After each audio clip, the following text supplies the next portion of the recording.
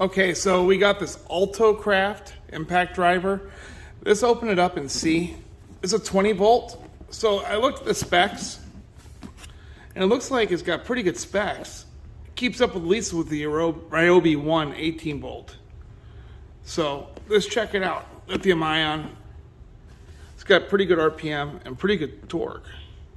You know, a lot of them go foot inches. This one's doing foot pounds. So let's check out and see what it looks like. Okay, so opening it up, let's check it out. Oh, it's got a nice little carrying case. Oh, it's already packed in there. Let's pull it out. Oh wow, so yeah, nothing in the box. Nice carrying case.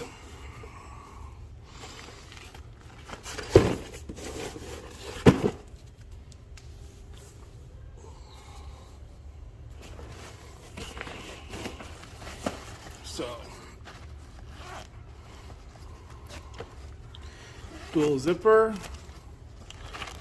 You have bits. Looks like you have nut drivers. You have a clip for your belt. And then you have the actual screwdriver tips.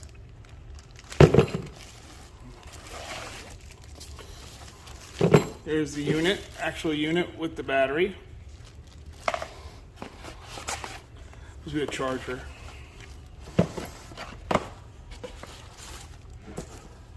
And the instructions.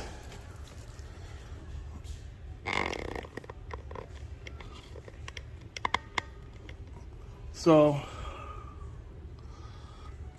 you have the nice bag, which it comes with, and then you have all the accessories with the driver.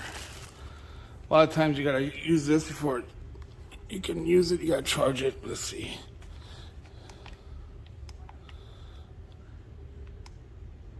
Yeah, battery's dead, it looks like. Okay, looking at the tool, it looks pretty well built. It's pretty solid. Buttons feel good. Handle, trigger, got the LED light. You've also got this on the bottom, which I don't know exactly what that does.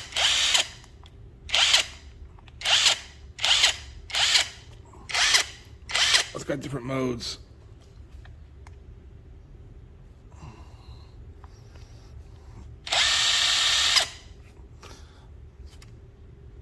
The battery comes off easily.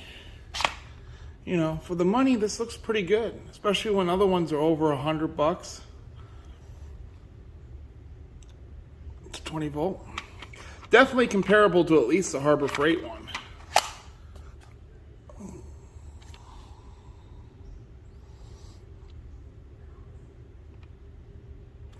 I've had Milwaukee's, I've had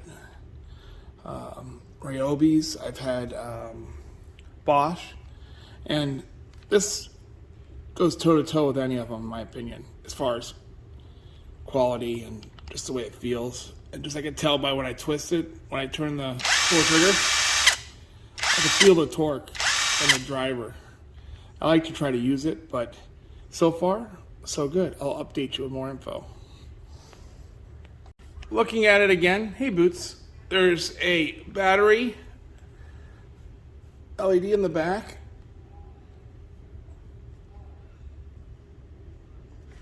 Then you have the front.